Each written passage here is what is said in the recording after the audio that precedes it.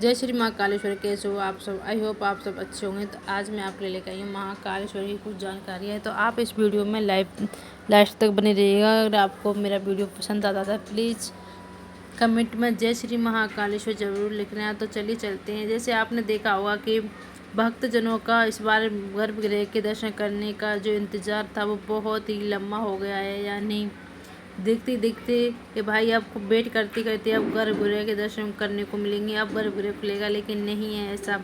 ऐसा ही इंतज़ार करते करते गर्भगृह को बंद हुए 3 महीने हो चुके हैं पूरे, लेकिन अभी तक गर्भगृह नहीं खुला है। और जी हाँ, गर्भगृह का ड्रेस कोड है वो भी लागू कर दिया गया है, जो आपको पता ही होगा। और मैंने पहले भी वीडियो बताया था कि गर्भगृह का ड्रेस कोड है वो लागू कर दिया गया है। मतलब पहले बस मार्च में ही ड्रेस कोड चलता था, लेकिन अब गर्भगृह में भी लागू कर दिया है। तो जैसे मतलब कोई भी जेंट्स हो, छोटे से 10 साल की उम्र का कोई भी जेंट्स हो, उसको 2-16 में ही बस आरती यानी गर्भगृह दोनों में दर्शन मिलेंगे। वही सेम लेडीज़ों का भी है। मतलब कोई भी 10 साल से ऊपर की कोई भी महिला होगी, या वो गर्ल्स हो या लेडीज़, कोई भी हो, मतलब शादीशुदा हो या उसकी शादी हुई हुई हो या नहीं, कोई मतलब, लेकिन मैटर यहाँ पे मेन मायने ये रखता है कि 10 साल से ऊपर की जो भी लेडीज़ें हैं उनको शादी में ही गर्भगृह के दर्शन मिलेंगे, वरना उनको गर्भगृह में दर्शन नहीं मिलेंगे।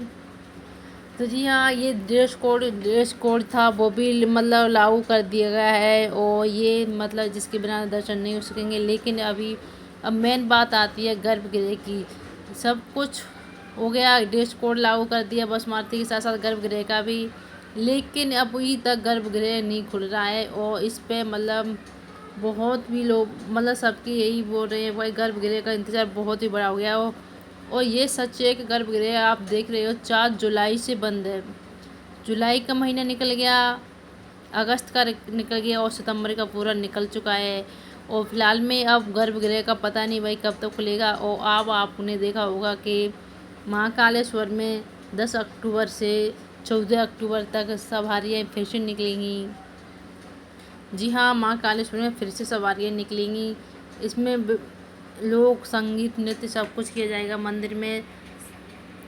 तो जी, जैसे मैंने बताया था कि फ़िलहाल में महाकालेश्वर में फिर से सवारियाँ निकलेंगी, तो आप जी हाँ, सवारियाँ निकलेंगी और ये 10 अक्टूबर से 14 अक्टूबर तक चलेंगी। और जी हाँ, गर्भगृह में जो भी मेरे पास मतलब जो भी मेरे पास खबर आएगी या जो भी मेरे को पता चलेगा, मैं आपको तुरंत वह खबर दूँगी। और गर्भगृह में अभी क्या है, आम लोगों का जाना अलाउ नहीं किया है, लेकिन जो महाकालेश्वर मंदिर के भक्त हैं, पुजारी हैं, वो जाके गर्भगृह में पूजा कर सकते हैं। मतलब वो तो करते हैं, वही जाते हैं जो जल अभिषेक और पूजा करके आते हैं, वरना आम लोगों के लिए अभी बंद है, अभी नहीं खोला गया है। और अगर आपको महाकालेश्वर और भस्म आरती को फ्री में जल अभिषेक करना है तो आपको कब जाना चाहिए वो भी मैं आपको बता देती हूँ। महाकालेश्वर का सही जाने का टाइम कौन सा है, मतलब कब जा सकते हैं आप, जिससे आप आसानी से बिना भीड़ के और अच्छे से महाकालेश्वर में दर्शन कर आएँ। तो मैं आपको सारी जानकारियाँ दूँगी, तो आप मेरी वीडियो में लास्ट तक बने रहिएगा। जैसे आपने देखा होगा कि गर्मियों में बहुत ज़्यादा गर्मी रहती है महाकालेश्वर में। गर्मी तो हालांकि सभी जगह रहती है, लेकिन वहाँ पे और भी ज़्यादा गर्मी रहती है, तो इसलिए महाकालेश्वर में। और सर्दियों में अगर आप जाना चाहते हैं तो बहुत ही ज़्यादा सर्दी रहती हैं, तो इसलिए भी मतलब बहुत ही कम लोग जाते हैं। लेकिन देख, मार्च से लेके अप्रैल तक के वहाँ आप जा सकते हो, बहुत अच्छा टाइमिंग है। यहाँ वो भीड़ भी बहुत कम मिलती है, आप आसानी से अच्छे से दर्शन कर सकते हो, भगवान को अच्छे से आप जल चढ़ा सकते हो, अच्छे से मतलब अपनी जो भी भाई आपके जो मन में श्रद्धा है वो आप अपनी श्रद्धा जो आप उन तक आराम से पहुंचा सकते हो। वरना भीड़ में तो दर्शन भी मिलना मुश्किल हो जाता है, धक्के मुक्के खा के वापस आना पड़ता है, मतलब सही से दर्शन भी नहीं हो पाते हैं। तो जी हाँ, आप जो मैं कह रही हूँ वो बिल्कुल सही कह रही हूँ कि महाकालेश्वर के आपको सही से दर्शन करने हैं अच्छे से, मतलब आपको मतलब भीड़ में जाना ज़रूरी थोड़ी होता है भाई। हमें तो दर्शन के भगवान से हमें तो भाई उनसे मिलना है, दर्शन करने हैं, तो ऐसे टाइम पे जाइए जो हम अच्छे से उनके दर्शन कर सकें, शांत मन के साथ दर्शन कर सकें।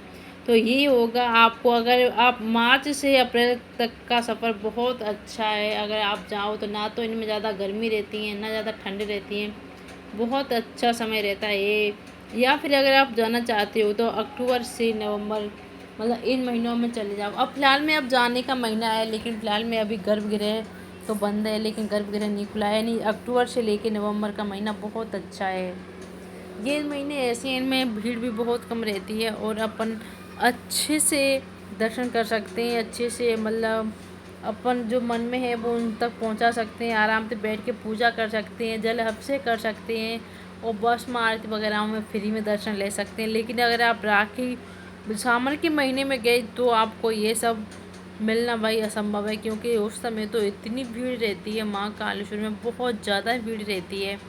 आपने खुद देखा होगा कि महाकालेश्वर की में, और इस बार तो 2 सावन होने के कारण बहुत ज़्यादा भीड़ थी, इसीलिए उन्होंने स्टार्टिंग में ही आपने देखा होगा गर्भगृह को 70 दिन के लिए ही बैन कर दिया गया था। क्यों किया था? वो इसीलिए किया था कि महाकालेश्वर के जितने भी भक्त हैं वो बिना मांग, मतलब जितना अधिक से अधिक लोग भाई उनके जो भक्त हैं महाकालेश्वर की, वो सावन के महीने में ही जाते हैं। आपने देखा होगा।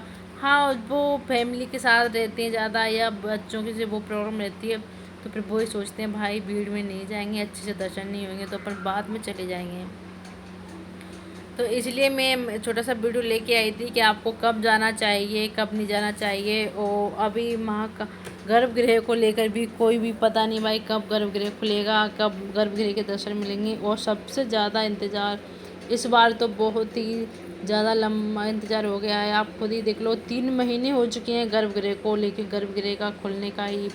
लेकिन हाँ, अब उसमें क्या है, पुजारी में जो महाकालेश्वर मंदिर के पुजारी थे, पंडित थे, वो पूजा करने जा रहे हैं, जल अभिषेक करने जा रहे हैं।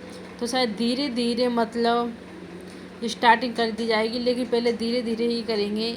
और तो देखते हैं कब तक करेंगे। बेसब्री से महाकालेश्वर यानी गर्भगृह के दर्शनों का इंतज़ार है। तो बाय बाय फ्रेंड, मिलते हैं अगली वीडियो में। अगर आपको मेरा वीडियो पसंद आया तो कमेंट में जय श्री महाकालेश्वर जरूर लिखना।